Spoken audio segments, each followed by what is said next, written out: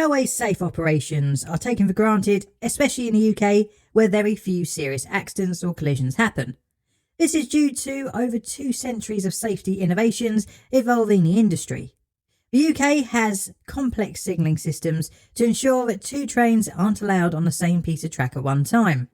However, this rule has been broken by either operator error or infrastructure failure, and most of the time the error doesn't lead to a catastrophic outcome. But a poor wiring installation would cause a 3 train collision, costing 35 lives and over 400 injured.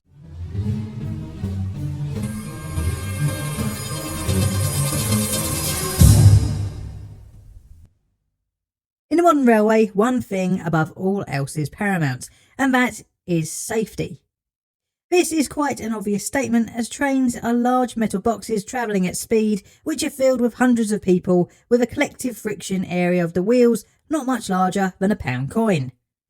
The low area of contact between the wheels and track means that they are very efficient, which is great for carrying heavy loads at lower energy costs than road vehicles.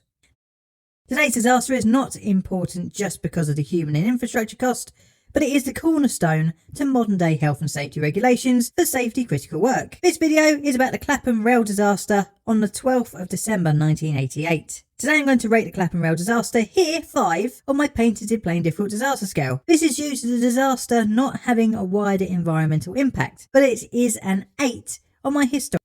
Safety critical systems are usually designed to revert to a safe state in the case of any breakdown of operation. This is known as fail-safe. An example of this is electromagnets holding control rods out of a reactor core. In the case of loss of power, the rod falls with the help of gravity, stopping the chain reaction. On the railway, this is no different. If a signal fails, it reverts to danger or red. This is usually a given, but in the closing years of the 1980s, a simple wiring fault would bypass the fail-safe state.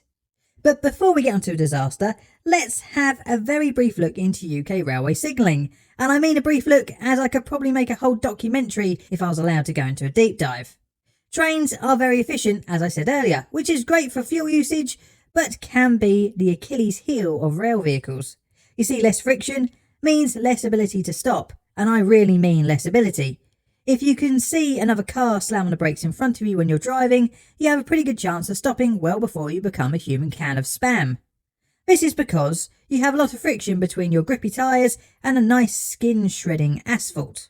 Trains don't have this, so you can't rely on line of sight to stop 2 trains becoming one big squashed one, and to allow safe stopping, signalling is used. In basic signalling principles, the track is broken up into multiple sections where only one train is allowed one section at one time.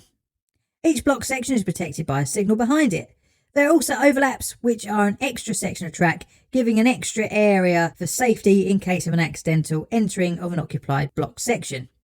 The UK, on many of its main lines, use 4-aspect signalling. This enables trains to be at a safe braking distance from one another and can give the driver advanced information of where the next train ahead is.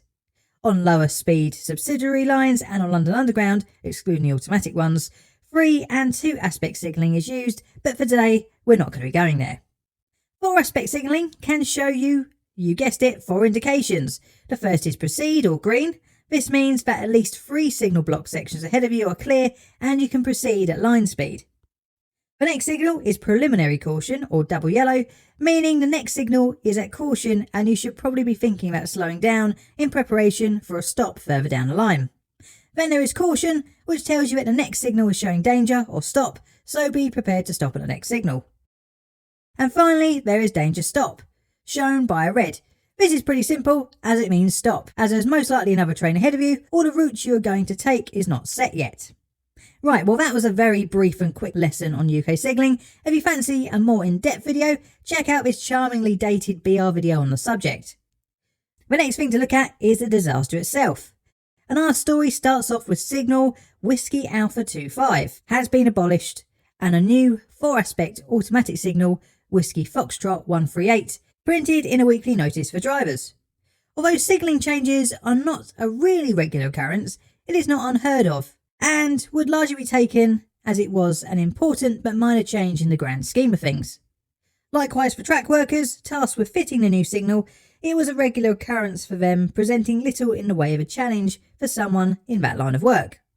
The new signal would be the cause of the disaster after installation of other wiring during a period of weekend engineering work. The fault would only show itself on a weekday morning rush hour as Clapham Junction saw short headways between trains. You see, during the weekend less trains run, meaning it is less likely for them to stack up at signals and traffic would be more free-flowing. The location of Whiskey Foxtrot 138 was the penultimate signal before Clapham Junction in a railway cutting heading towards London.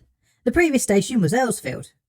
The signal was meant to protect trains that were standing just outside Clapham whilst they awaited a free platform. The final signal before entering the station's platforms was controlled by the Clapham Junction A signal box, where trains' movements were controlled and, more importantly, where the relays and interlockings for the signals in the area were housed. But a fatal wiring error meant that the signal would not display a stop aspect after a train had passed it, which basically defeated the whole point of it being there.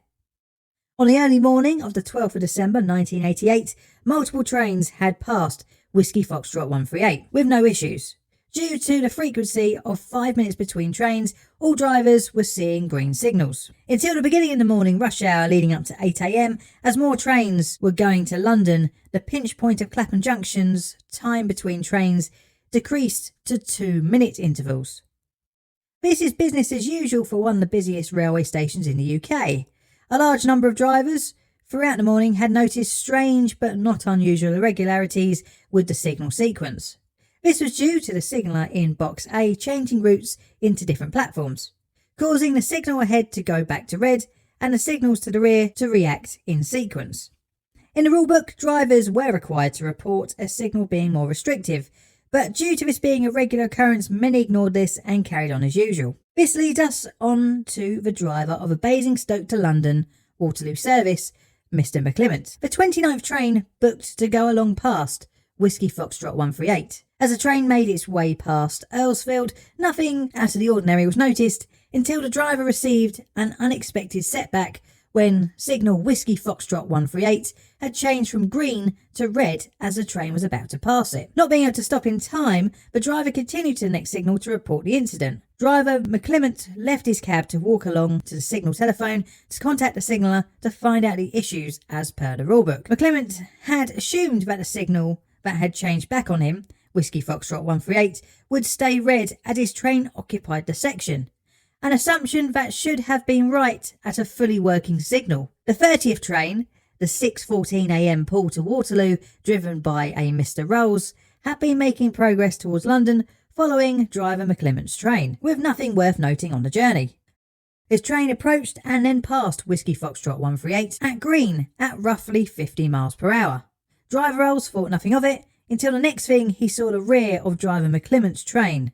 By now, disaster was inevitable.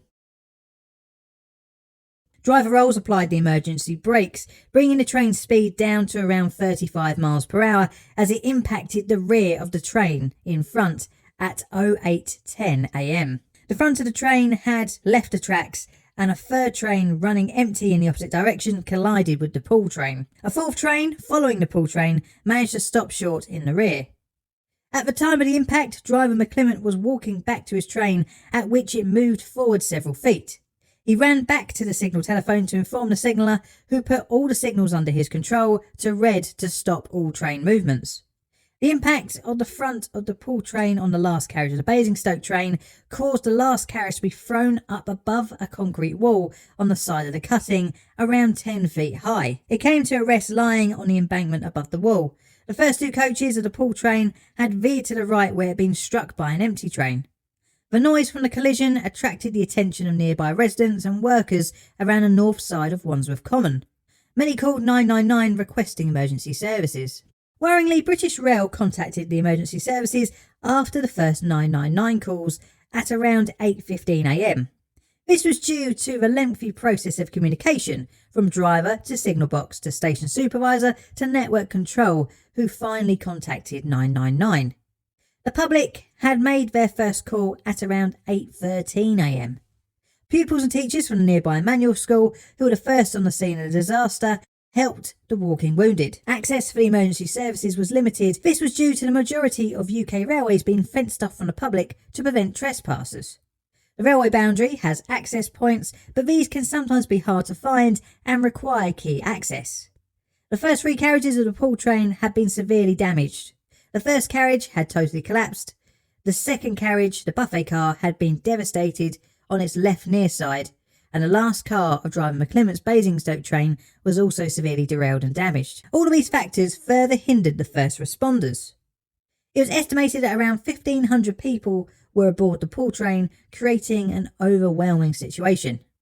The trains in use at the time were of a very old design, first generation British Rail electric multiple unit, and made use of slam manually opened and closed doors, which can be opened at any time, very different from the power control doors of today. Because of this, many had already started to escape the wrecked trains. The rescue effort would last the rest of the morning into the afternoon. The last casualty was taken to hospital at 1:04 p.m. and the last body was removed at 3:45 p.m. Repair works in the area would take a lot longer, as the damaged trains and infrastructure had to be removed before trains could run safely again. And this doesn't include the investigation into how the disaster could happen. With 35 dead, 484 injured, the big question looms. How can a tried and tested signalling system fail to do the one thing it was designed for, and that was protect a train in its respective block? Whiskey Foxtrot 138 was obviously not working as intended, which, as it was a new installation, hints that the engineering works were the root cause of the disaster. The replacement of the signal was part of a much wider programme called WARS, or the Waterloo Area Re-Signalling Scheme. This came about as by the 1970s and 1980s, much of the 1930s wiring responsible for the safe operation of the railways had badly deteriorated. The programme was undertaken over multiple weekends to improve the reliability of the signalling system. The wiring of the new signal was prepared and laid out over the week to be installed over the weekend. The signal and its wiring was completed on Sunday the 27th of November. It was common for the technicians who laid out the wiring to install it over the weekend, leading to a 7-day week. And for Whiskey Foxtrot 138, this was no different, with the book technician working his 13th consecutive 7-day week. During the wiring installation, the wires to the relay room in signal box A for the old signal needed to be removed, as the new signal was wired to the track circuit block. It was deemed not ideal to fully remove the old wiring, and instead it was opted by the technician to leave it in situ, albeit disconnected. This is not unheard of, as long as precautions such as disconnecting, cutting back and taping off to stop the loose wire from coming into contact with any other terminals. The technician decided to keep the old wire still connected on one end and just disconnect and push back to one side the other end, with the new wiring holding it out of place. Eventually, this loose wire could work itself back to the terminal of the new signal's wiring in the relay room, causing the signal to not go to danger when the train occupied the block. No independent inspection by the technician's supervisor was undertaken, meaning the shoddy work was not picked up upon. The signal would operate as intended until the weekend of the 11th of December, where unrelated work was being undertaken in the relay room on the relay next to the new wiring. The work disturbed the uninsulated wire, which had made its way back to contacting the relay, causing the failure of signal Whiskey Foxtrot 138. The investigation by Lord Hidden found many contributors to the disaster, including poor training, supervision, assessments, all of which were compounded by technical staff not properly understanding the ramifications of signalling failures. One of the largest legacies of the report into the disaster was the amount of hours the technician had worked. It would eventually prompt a change in working hours for people undertaking safety critical work to 12-hour maximum shifts, 12 hours minimum between shifts, a maximum of 72 hours per week, and a maximum of 13 days in a row. If you've ever worked on a railway, then these rules are hammered into you.